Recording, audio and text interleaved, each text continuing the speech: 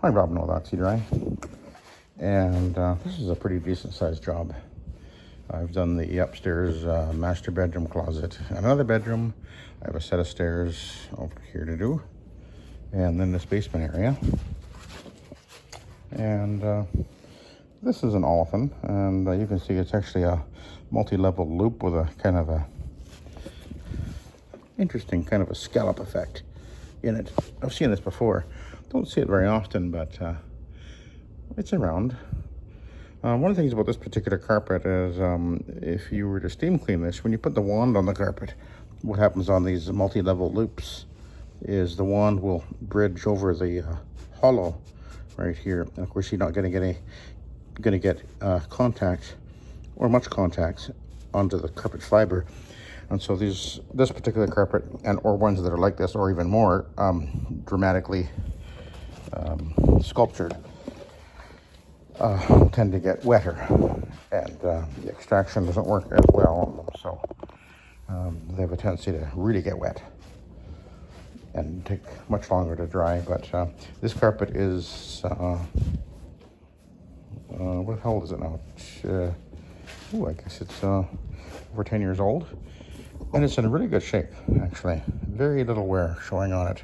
And oddly enough, all the stains that we see right here, which I've vacuumed and I pre-treated, all these dark spots are pre-treated spots. They were all sitting underneath this sectional, so things that were dropping between the sectional under the carpet. So, and we've got three little spots right there, which I don't think they're going to move. I don't know what they are. They don't know what they are. I thought initially they were rust, but they're definitely not. There's nothing there that would cause that. It's hard to say. The feet under here are plastic things, and they look like they're fine.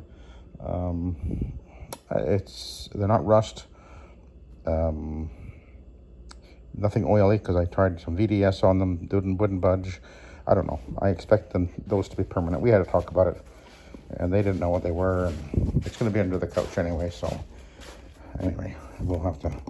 We can't get everything out. We have to remember that. Some things are permanent. But we'll see what happens when I get the machine on it, but I suspect they're permanent. Anyway, let's clean a carpet. And I will be doing a single... bad power. I'll be doing a single step on this carpet with an Iron Man. We'll try that power, see if it's any better. Nope. Isn't that weird? That is so weird. I'll try over here.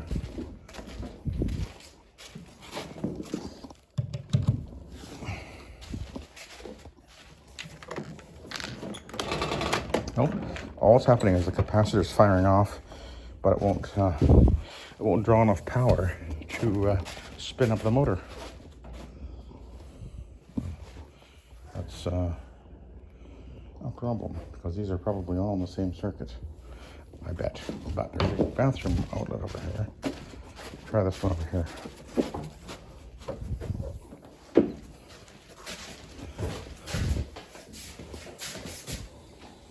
Oh, there you go.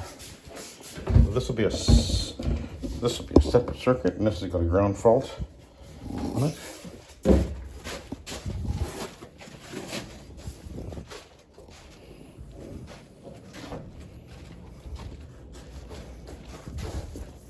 And this machine only pulls 9 amps, so it's weird how that works.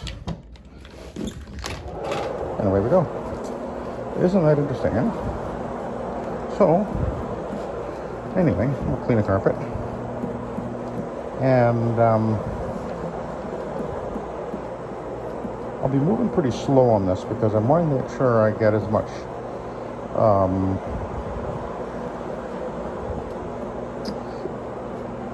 the multi-level sculpture is a bit of a challenge to clean sometimes. So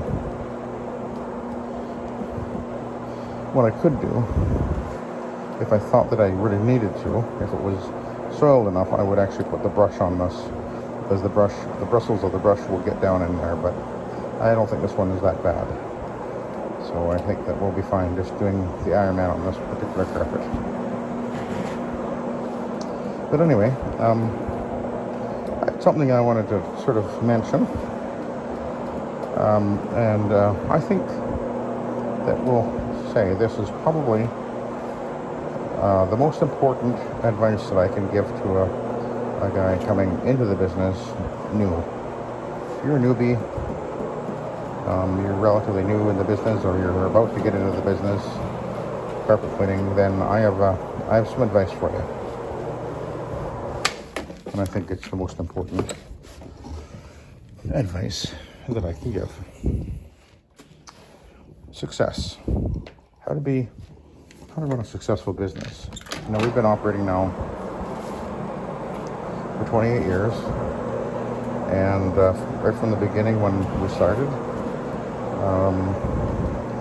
I started literally with a little rotary, 13-inch Clark FM13 rotary that cost me $200.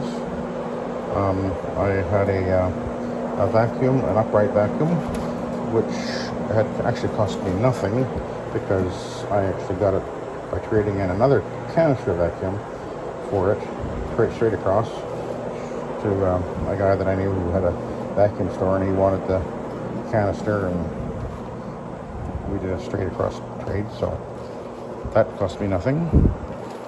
My first vehicle that I used at the time, I had bought it about a couple of years before, literally for $200, and believe it or not, it actually was a decent looking car. Didn't have rust or dents on it, and it was a 1984 Renault, which is a French car, a hatchback, kind of like a Toyota Corolla hatchback of that same era. Very similar looking car.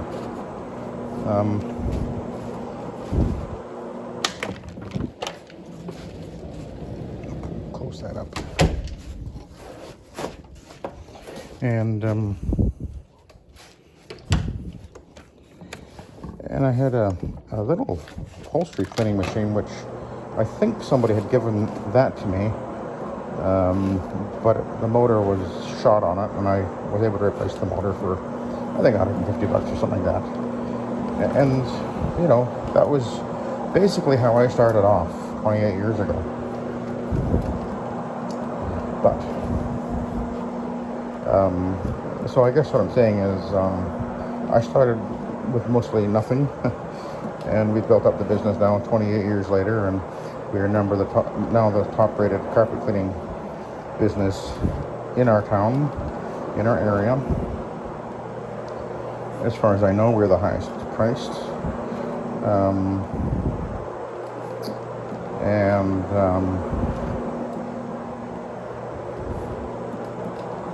I'm booked out usually a few weeks at a time, up to a month normally, or usually, I guess.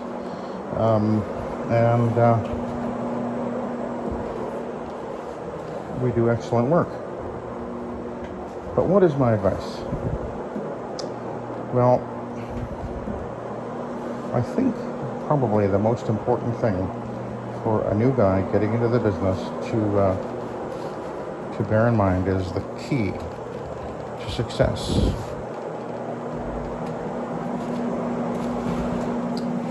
is discipline.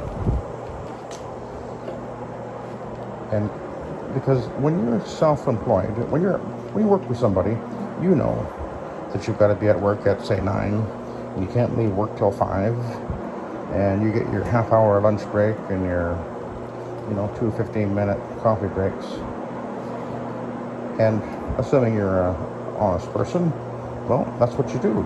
Every day you're there at the exact time you're supposed to be there, and you're there till the end of the day, and you don't leave till the shift is over, and away you go. And you don't have to really think about discipline because, well, you don't really have a choice if you want to keep your job. But when you get to be self-employed, now you're the boss. And maybe you've got 2 or 3 jobs in the day that take you, say, maybe you get to the first job about 9 o'clock or so, and next thing you know, your day is done, and it's 2 o'clock or 3 o'clock. You think, oh great, I don't have to work anymore. I can go home and relax and all that. And at times you can do that, but I want you to know that really your day isn't over. You need to discipline yourself to actually put in, especially in the beginning. You need to get that thinking out of your head and recognize that you need to be redeeming the time that you have, using those hours in the day, that being self-employed gives you, to be all the more efficient. I guess you have it on there. It fell off. Anyway, to be all the more efficient with your time and not waste your time, not waste that opportunity. Because instead of going, okay, I'm off at 3 o'clock today, I might as well just go home and mess around and do something. Well, you think about how many times you do that during the week, month, and over the year. You can add up that you've actually wasted literally days and days and days of time that you could have spent productively to generate a business or taking care of the mundane things that need to be taken care of in your business. Maybe you've got your buddies want to maybe go golfing, or your family wants to have you come over and help them out with something, and because you're the self-employed guy, you can take the time off when you feel like it, and you can. And but you think about how many times you do that over a year, and I think you'll be shocked when you think about it, just how much time you actually are losing and taking away from your business.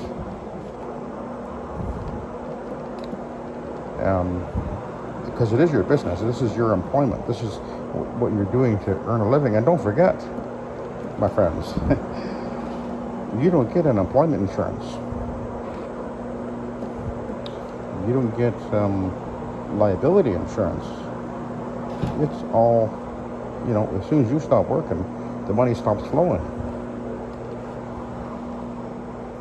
And the other thing is that, which is really, I think, related to this, is creating and maintaining a appropriate image of your business is very important, I think. Unless you're the kind of business, if all you do all day long is go and clean empty homes for landlords and property management companies and whatever, I guess it doesn't matter. But image. If you want to be working for Mrs. Piffleton, you want to have a good image. And that means that your vehicle, if you're going to be driving around in a vehicle that has your sign on it, you better wash it and keep it clean all the time. And don't drive around in a filthy, dirty vehicle, because you do that enough times past Mrs. Piffleton's house, and she sees that sign on your vehicle, she's going to think to herself, well, that's one company I'm never going to get in my house. They can't even keep a clean vehicle. How can they be a carpet cleaner when they can't even keep their vehicle clean? And related to that, when you open up your van, do you throw things in there? Does it look like you rolled your vehicle and everything is all higgledy-piggledy all over the place? Or are you organized? Are you systematic? Is the inside of your vehicle clean? Or does it look like a total disaster, like a bomb went off in there? And if you are the type of person that you can work like that, well, okay, that's the way you want to do things, that's fine, but you are actually adding to your stress level and your frustration level by being so disorganized. And if you get yourself organized and you keep yourself organized, it just makes everything so much easier for you. You benefit in every respect. And the other thing about that is, what about the way that your equipment looks? Do you go into the house with a machine that's filthy dirty? I remember a few years ago, I stumbled across a video on YouTube, and it was a guy with a Challenger machine. And the first video I think I ever saw of this guy was he was cleaning with this thing, and I remember watching him, and he stops and he's picking something up off the carpet.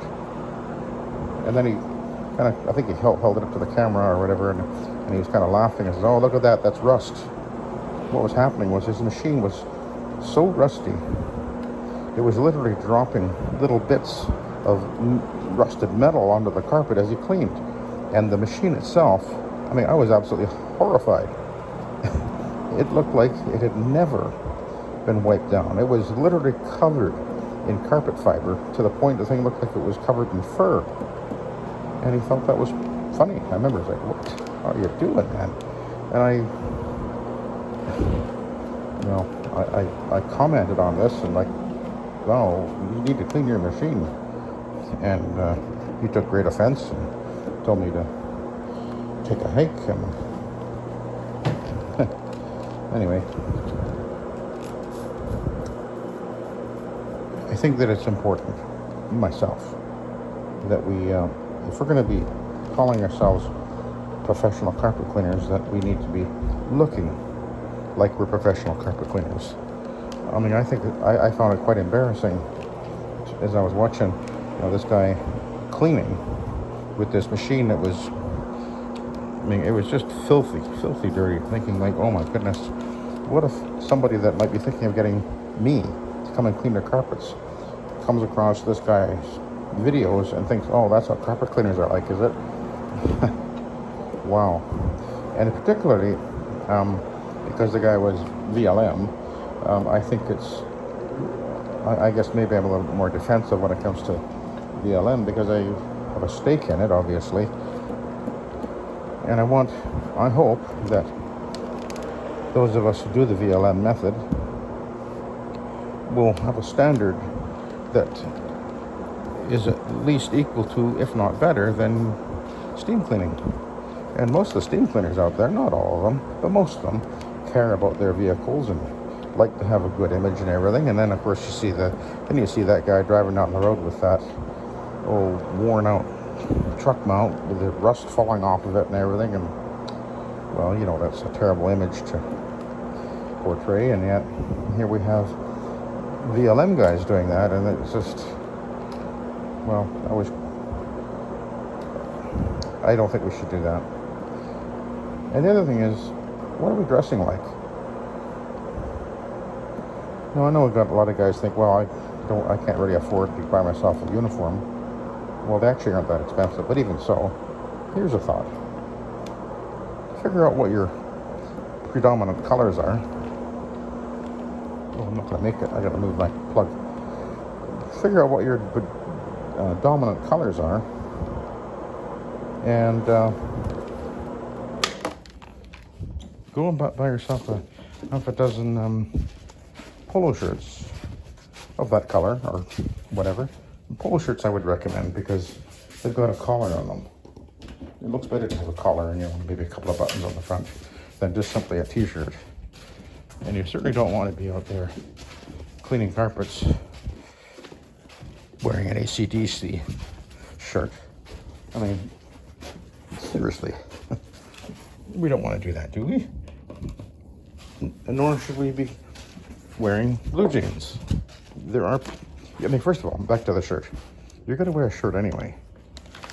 So why not just go and find yourselves, half a dozen or so shirts that are, can be at least portrayed as being a uniform type shirt. Even if it doesn't have your logo on it, doesn't matter. At least it looks decent. And, that's what you wear every day. And then blue jeans. Don't wear blue jeans. Blue jeans, that's what plumbers wear, right? We're not plumbers. professional cleaners. Even the maid services usually wear some kind of a uniform. And I think that's an important thing to consider, that we need to have an image that reflects the professionalism that we're trying to attain. Because, again, back to Mrs. Piffleton, these are the things that she appreciates and she will look for, I guarantee you. Now, if all you're doing is empty rental units, obviously that's not a big deal. But if you want to go beyond that, you need to be considering your image and think about what you're wearing on your feet. There was those guys that were constantly putting out videos using the Arc, and I was always amazed how they didn't even wear socks, wearing these dirty running shoes, and didn't even have socks on. I thought that was actually pretty funny, but if that's what you want to do, then that's what you do. But I assure you that there's a lot of people out there that aren't going to be calling the carpet cleaner that looks like he's just going to the dump with a load of garbage. You don't want to do that. I don't think.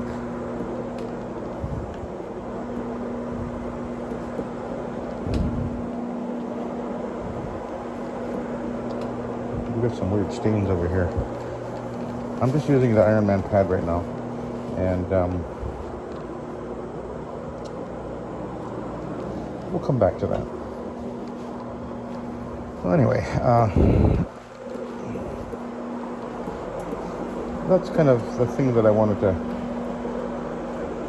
address today. Just reminding us all that how we look is important, I think. And I think that if you are, if maybe you don't care about that, well, I think that will really limit where you take your business.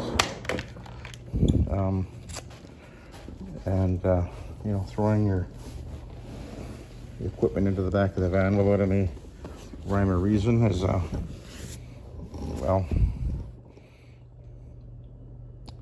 think in the end that'll turn around and bite you in the butt. Especially if you maybe go to a job and you can't even find that one item that you really need, and you're not able to do this job, and then later on you go home and you move some stuff in your van and you discover, oh, it was under this pile of garbage. Get organized, I guess, what I'm trying to say. It probably won't cost you anything, much, if anything at all. But be organized. Be organized in your way you run your business and the way that you have things in your vehicle, and keep it neat and clean and tidy. And I mean, I'm not saying be OCD about it, but at least be organized. And if you're going to call yourself a professional, then act like a professional.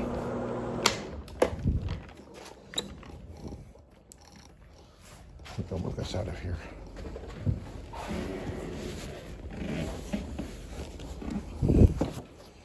Okay, we have to move these two pieces here.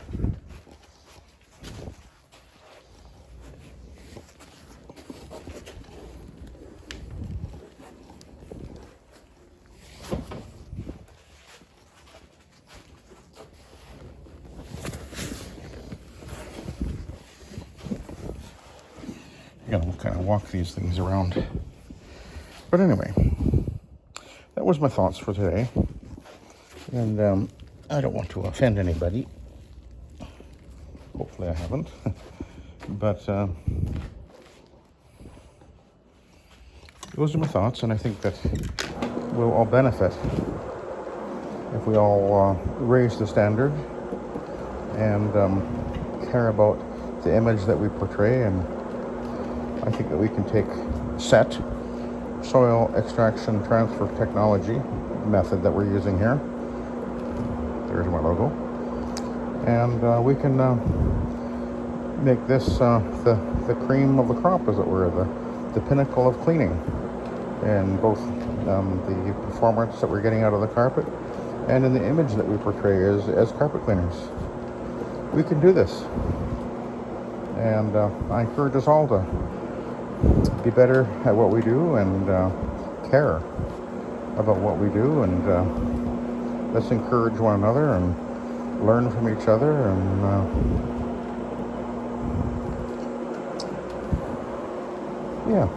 and enjoy it. Enjoy doing what you're doing, because this is a breeze, cleaning carpets all day long with the rotary. It's just such a breeze, isn't it? Anyway, that's what I wanted to say today, so I will let you go. So thank you very much for watching, and have a good day.